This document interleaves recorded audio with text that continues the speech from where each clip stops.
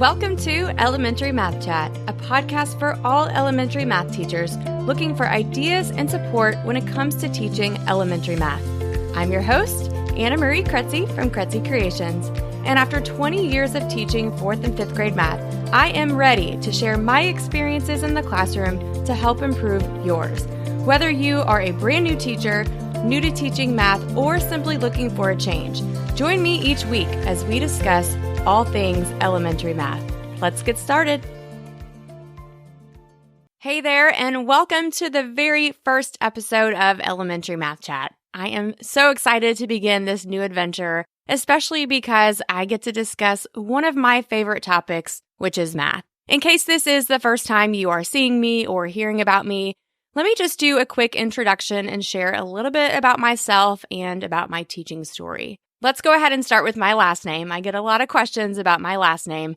It is spelled Krejci, and it's pronounced Kretzy. I realize not a lot of people know how to say that, but it rhymes with Betsy, and that's always helpful to tell people. I am a former elementary math teacher. My first 10 years, I taught 5th grade math, and the last 10 years, I taught 4th grade math. I am also the face behind the TPT store Kretzy Creations, which just turned 10 this June. That's very exciting. And it was back in 2022 that I decided to leave the classroom. It was the hardest decision I've ever had to make, but I was really struggling to balance being a full-time teacher and a TPT seller. I knew in time I was going to have to choose one over the other. There was a little teacher guilt that I dealt with, but I want to tell you this quick story because it was actually my students who taught me that I had nothing to feel guilty about. This is the story of how I finally shared the news with my students that I wouldn't be coming back the next year. So one morning, I sat them down and I told them that I wanted to read them a story.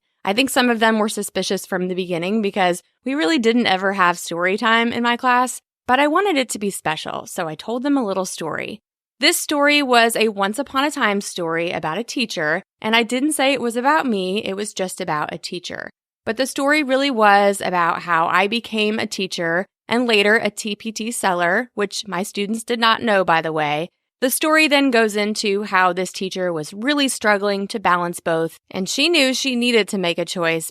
So we weighed the pros and cons of both the teacher side and the business side. And then I asked them to give this teacher advice. What would you tell her? What would you do in her case? I kind of knew at this point they had caught on that the story was about me.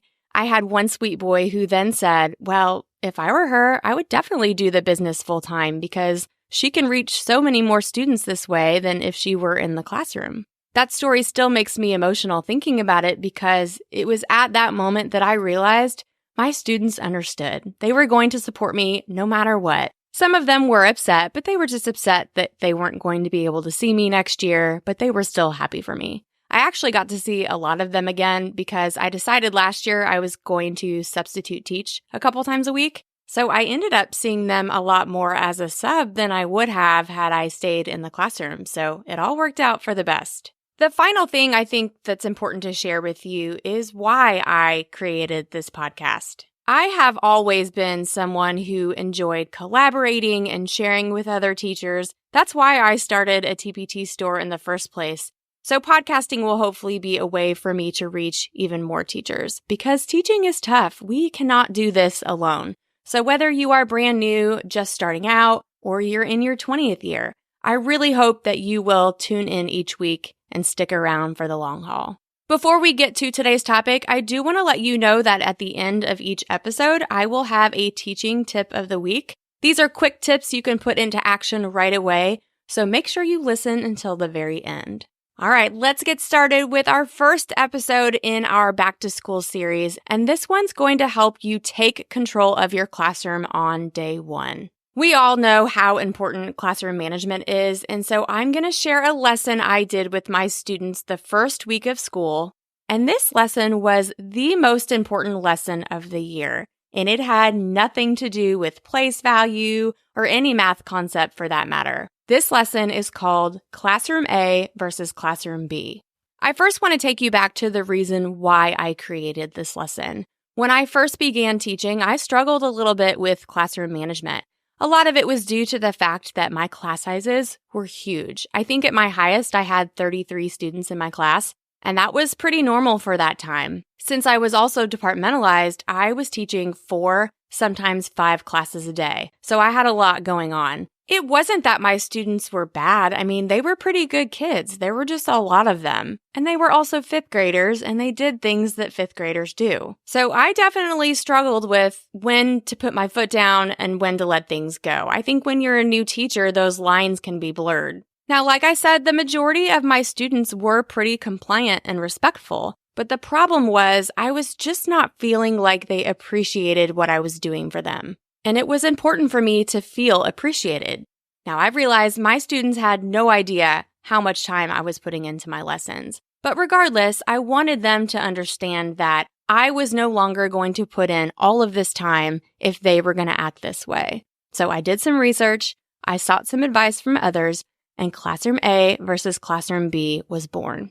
The main goal of this lesson is for students to understand that it is their actions that determine what kind of year they will have. It's not up to me, it's up to them. They are really confused when I first say that, but by the end, they will understand what I mean. So we start with Classroom A. I tell students to imagine a classroom where all students are engaged in the lesson, they're on task during independent work, they're respectful to their peers and teachers.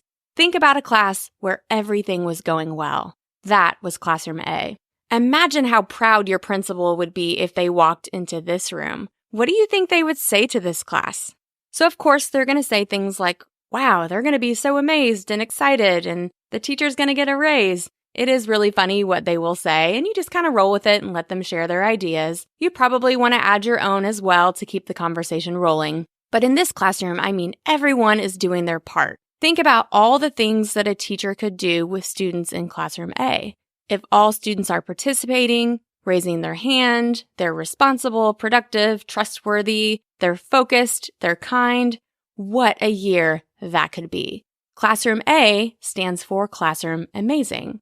But of course, this activity is not called Classroom A, it's called Classroom A versus Classroom B. So there is another side to the story. Let's move on to Classroom B. Imagine we have a classroom where students are shouting out, interrupting the teacher, they're not paying attention to the lesson, they're bothering each other during work time, maybe they're messing around with materials or throwing dice across the room or playing around on their computers. What would your principal say if they walked into this room? Of course, some students are humiliated even thinking about this. They're like, wow, I think the students would get in trouble and probably the teacher would get fired. Someone's always going to say that one. Well, Classroom B stands for Classroom Bad. And no, we would never want our principal or anyone to walk into a room when it's like this. So let's imagine we had a classroom full of students that were off task and playing around, not following directions or shouting out. My goodness, imagine what kind of things a teacher could do with that behavior. Or more importantly, what they couldn't do. This gets them thinking about the difference between Classroom A and what they could do versus Classroom B and what they could do. Now let's imagine we have all of those behaviors of Classroom B. What would that look like? More importantly, what would that feel like to be a part of that classroom? You'll have students say things like, well, this would be really frustrating. I wouldn't want to be in this classroom. Or I would be really distracted. It would be hard to learn in this environment. You will probably have a student say that they would have detention or extra homework. I always made a point to say that homework is never a penalty. It's never a punishment. But you may not be able to focus and finish your work during class, so you may have extra work to take home. At this point, I like to add my own thoughts and say, well, yeah, I mean, if I had a classroom full of these behaviors, then I probably wouldn't trust you to sit around the room, so you'd spend most of the day at your seat. Or if you're going to be playing around with materials or drawing on my materials, well, you probably won't play games that have dice or chips. If I can't trust you on the computer, if you're going to be going to YouTube or messing with each other's computers, then we probably won't do computer work. If I can't trust you to work with a partner without getting off task or goofing off, then we probably won't work with partners. They'll begin to understand that if they choose these behaviors, they're not going to have a lot of choices. They're not going to have a lot of freedom. It's going to be a lot of seat work, and nobody wants to be in a classroom like this. Of course, they're also going to add that they would get in trouble, and probably so. I do get really serious when I'm talking about Classroom B. I don't want to be a Classroom B teacher, but if I have all of these behaviors, then we're going to do Classroom B activities. So stand your ground and be really serious during this time. Let's go back to Classroom A because this is where it gets fun. Remember, Classroom A is Classroom Amazing. They're focused, kind, productive, responsible. They complete their work. They participate in class. Imagine if I had a classroom full of all Classroom A behaviors. What would it feel like to be a part of this classroom? And what kinds of things do you think the teacher could do with this classroom? So at this point, I let them turn and talk to their neighbor, and I walk around and listen in. So I hear them say things like, well, we could play games and work with partners around the room, and we can do activities on our computer and do group projects. One thing I remember vividly is how excited they are to have this conversation. It's like they have so much hope and potential for the upcoming year. And they were not alone. I had the same hope for myself. After a few minutes of letting them talk to each other, then we came back together as a group, and I told them, yes, we can do every single thing you mentioned, but only if we have Classroom A behaviors. As you go through this discussion, it is really going to help set the tone for the year. If I have Classroom A student behaviors, we can do Classroom A activities. You're going to have a lot of freedom, a lot of choices. You're going to get to do a lot of different activities, and there's going to be a lot of learning going on. One of the first things they're going to ask is, well, what happens if just 1 or 2 students are being Classroom B? Are you going to punish the whole class? This is a good time for you to talk about how you would handle that situation. Usually for me, if it were just 1 or 2 students, I just dealt with them individually. You know, I always had those dusty textbooks stashed away that I could pull out. So sometimes it was just a few students I removed from the activity, but sometimes it was the whole class. There was one year we were doing a science experiment with my classes, and it was on friction and speed, and so we were using toy race cars and building ramps. So there was a lot involved in this activity.